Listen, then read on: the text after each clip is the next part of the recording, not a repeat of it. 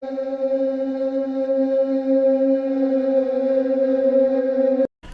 August 2000, near Australia's Great Barrier Reef, Michael Edwards and crew were aboard a trawler.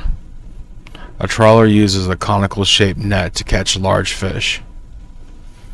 This particular evening, Michael and fellow trawlerman Stuart were securing everything on the deck of this trawler as a nasty storm began to roll the ship.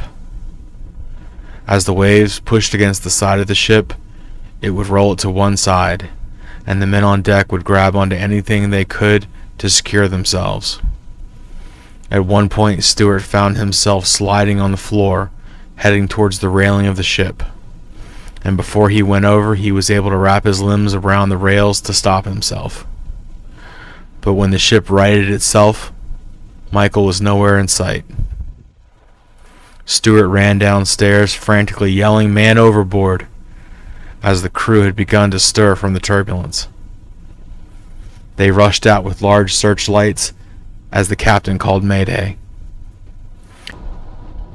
Australian Federal Guard ships responded immediately, but could not find Michael's body. After a day of searching, it was presumed that he had drowned. Now the rest of the crew on the ship are faced with an unimaginable decision. Do we turn around and go home to mourn the loss of Michael?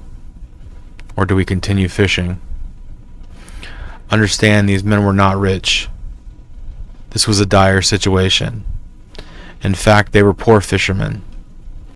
They needed to catch fish on this trip so their families could survive. They put forth a lot of money to stock this ship, and they had no return to speak of.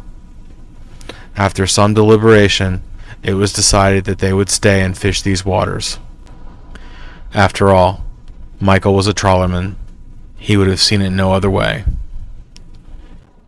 The next few days of fishing were remarkable. They would catch one huge flowery cod after the next. After the hold in their ship was full, they would go back to shore, sell their catch to the fishmonger, pay Michael's family his cut, and mourn the loss of their friend.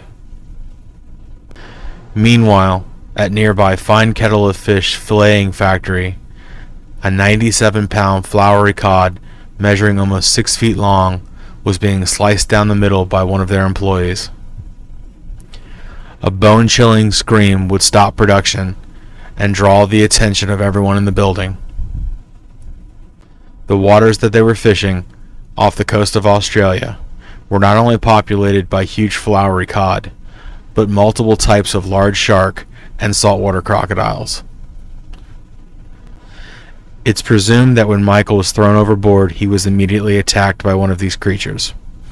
What is not presumed is that his head was severed from his body and was swallowed by a large flowery cod, which was then caught by the same ship that Michael went overboard from.